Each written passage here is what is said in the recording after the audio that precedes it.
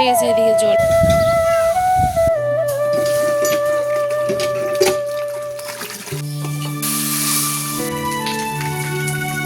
উঠে দাও। সকাল 6টা থেকে আজকে ব্লগটা শুরু করলাম। জানো তো আমাদের এই সাইডটা উত্তর দিনাজপুরে প্রচণ্ড ঝড় বৃষ্টি হচ্ছে গো। তোমাদের কোথায় কোথায় হচ্ছে অবশ্যই কিন্তু আমাকে কমেন্ট সেকশনে জানিয়ে তো ভুলো না। দেখো সকালে উঠেই তো দেখি মেঘ একদম কালো অন্ধকারে মুড়ে এসেছে। আমাদের গেটটা দেখো এদিকে পড়ে আছে, কি অবস্থা বন্ধুরা। তোমাদের যদি আমি রাতে শেয়ার করতে পারতাম, এত পরিমাণে ঝড় বৃষ্টি হচ্ছে যে গেট খুলে আর বাইরে আসার মতো সাহস আমাদের কারো হয়নি। আর যে দেখো পুরো রাস্তা ফাস্তা ভিজে একাকার কাণ্ড। তখন বাজে কটা, 10টা, সাড়ে 10টা, 11টা। এত পরিমাণে ঝড় বৃষ্টি হয়েছে, এত মানে পুরো মনে হচ্ছে ভেঙে নিয়ে চলে যাবে, তছনছ অবস্থা। তো আমি রাতে উঠে আর শেয়ার করিনি, কারণ কি বলবো, রাত্রে উঠলে দরজা খুলতেই ভয় লাগছিলো, এত বিদ্যুৎ আর এত পরিমাণে বাজ পড়ছিল, বাপরে বাপ। তো যাই হোক এখনও ক্লিয়ার হয়নি, দেখতেই পাচ্ছ আবহাওয়াটা পুরো ডাউন হয়ে গেছে। তো এর থেকে আমরা কখন মানে এরকম ওয়েদার ভালো, কিন্তু যেমন ভালো তার তেমন খারাপ দিকও থাকে। তো যাই হোক চলো, গুড মর্নিং সবাইকে। আজ হচ্ছে রবিবার, সকাল বাজে এখন 6টা। আজ এখন থেকে ব্লগটা শুরু করলাম। এখন আমি বসিয়ে দিলাম ভাত, তোমরা তো দেখতেই পেয়েছো।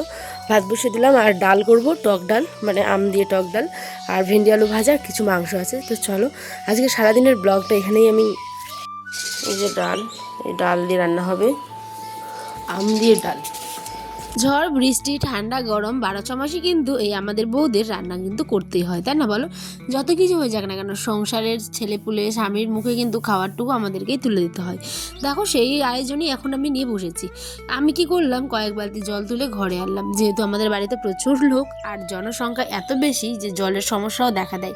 তাই প্রত্যেকে কম বেশি 1-2 বালতি করে নিজের ঘরে নিয়ে যাওয়ার প্রয়োজনে। কিন্তু আমি এখানে নিয়ে এসেছি রান্না বান্না করবো বলে। দেখো তো চলো গল্প না করে এবার চটপট করে বলে দিই কী কী রান্না হচ্ছে। আলু আর ঢেঁড়স ভাজা, মানে ভেন্ডি আলু ভাজা, তাই দিয়ে দিলাম ফোড়নে সাদা জিরে, শুকনো লঙ্কা, তেজপাতা।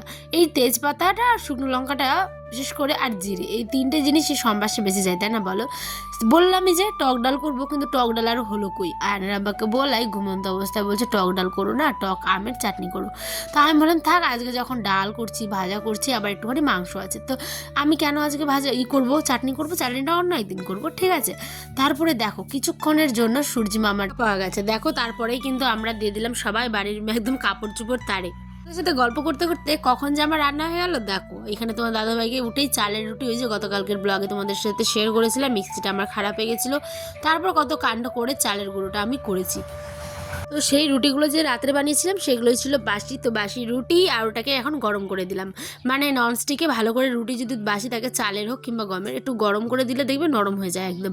তারপরে এই যে এখন সবাই খাওয়া দাওয়া করে তোমার দাদাভাই গেল একটু কাজে, বা আমাদের পাশের একদম স্ট্যান্ডে।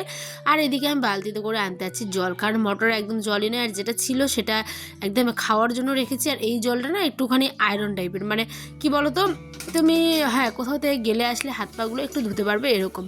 একদম সদ্য যেহেতু কলটা ঠিক করলো, কলটা একদমই খারাপ হয়ে পড়েছিল। দেখো একটু গোল্ডে গোল্ডে কালারের জলটা উঠছে, তাই না, গোলাটি কালারের আর কি। তারপর আমি চলে গেলাম এখন একদম ঘরের দিকে। এখানে দেখো এখন বাজে 11টা 18 বন্ধুরা, কি অবস্থা হয়েছে মেঘটার, পুরো অন্ধকার। আয়েন এদিকে দেখি দেখি দেখি, এদিকে দেখো, আমার দিকে দেখো, আয় এদিকে। বাস পুরো অন্ধকার হয়ে গেছে।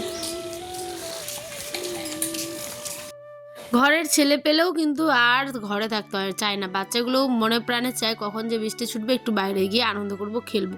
এখন 11:15, দেখো আবার প্রচণ্ড বৃষ্টি হবে। এখন আয়নকে দৌড়ে নিয়ে এসে যে হাত পা ধুইয়ে ওই জলটা দিয়ে নিয়ে এসে ঘরে ঢুকালাম। আর এইদিকে আয়নের আবার কিন্তু এখনও আসেনি। ঝড় বৃষ্টির দিনে হঠাৎ বর, মানে এরম ফিল হচ্ছে আমার যে নিখোঁজ হয়ে গেছে, মানে এরম অবস্থা। মানে ফোন করছে, ফোনও ধরছে না, মানে এত পরিমাণে বৃষ্টি পড়ছে যে ও ফোনটাও ধরছে না আমার। কিন্তু ভয় লাগে না ঝড় বৃষ্টির দিনে, একজন বাড়ির সদস্য যদি বাইরে থাকে খুব ভয় লাগে। আর এত পরিমাণে বাজ,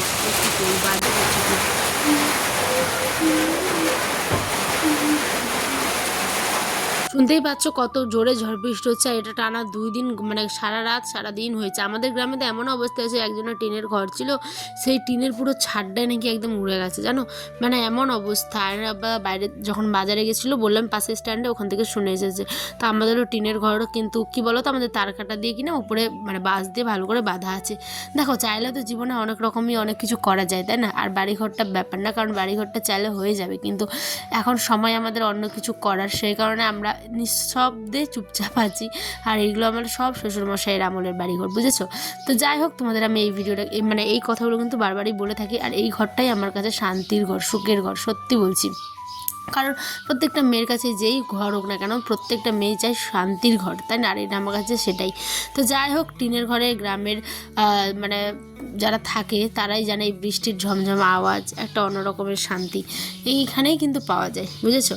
তো যাই হোক, এদিকে দেখো আমি এসেছিলাম কলপাড়ে একটুখানি ভিডিও শ্যুট করবো বলে, আর একটু জলও নিয়ে যাবো বলে। এই যে দেখো কত পরিষ্কার হয়ে গেছে না গাছের পাতাগুলো, খুব ভালো লাগে জানো বৃষ্টি পড়ার পরে এই যে গাছের পাতাগুলো পরিষ্কার হয়ে যায়, সতেজ মনে হয়, তারাও যেন প্রাণ ফিরে পেয়েছে নতুন করে, তাই না বলো? ধুয়ে মুছে পরিষ্কার হয়ে যায়। এখানে আমার জল যেহেতু প্রবলেম, তাই বৃষ্টির জলগুলোকে দেখো জোগাড় করেছি, এইভাবে সংসারে কাজ জ্বালায় আমরা বুদ্ধি করে মেয়েরা, তাই না? কারণ কি বলতো, এইগুলো দিয়ে যেগুলো বাসন আমার আছে, সেই বাসনগুলো মানে দুপুরের যেটা রান্নার বাসন, সেইগুলো আরামসে কিন্তু ধোয়া যাবে। এদিকে তোমার দাদাভাই দেখো বৃষ্টিটা একটু ছুটতে না ছুটতেই চলে এসেছে। দিকেছিল হচ্ছে মাজন কিনতে, ব্রাশ কিনতে, আরও কিছু প্রয়োজনীয় একজনের লোকের সাথে কথাবার্তা ছিল, সেইগুলোই করতে প্রচণ্ড বৃষ্টির মধ্যে আটকে পড়েছিল বাড়ির বাইরে। যাই হোক, ঘরে ফিরেছে নিশ্চিন্ত আমি। আর এই যে এখন বাসনপত্রগুলো ধুয়ে নিচ্ছি, কারণ বৃষ্টির জলটা কিন্তু অতটাও নোংরা না, যথেষ্ট পরিষ্কার। আর লাইন তো কোথাও নেই বন্ধুরা, কোথাও নেই জানো, কারণ লাইন আমাদের এখানে এত ফরেস্ট থাকে যে সব গাছের ডালপালা পড়ে একদম মানে সেই অবস্থা, খারাপ অবস্থা। যাই হোক, সন্ধ্যাবেলা টিফিনে আমরা চা, রাতেই করেছিলাম ভাত, ওগুলো যেগুলো দিনে দেখেছিলে সেগুলোই। তো আমরা এখন চা খাবো, একটু টিভি দেখবো। এই হচ্ছে আজকে আমাদের বৃষ্টির দিনেরও গ্রামের বউদের কাজকর্ম। তোমাদের কেমন লাগলো অবশ্যই শেয়ার করো, ভিডিওটা ভালো লাগলে, আর অবশ্যই ভালোবাসে পাশে থেকো, তোমাদের ভালোবাসা একান্ত প্রয়োজনীয়। আজ আসি, তবে দেখা হবে নেক্সট ব্লগে। আল্লাহ হাফেজ।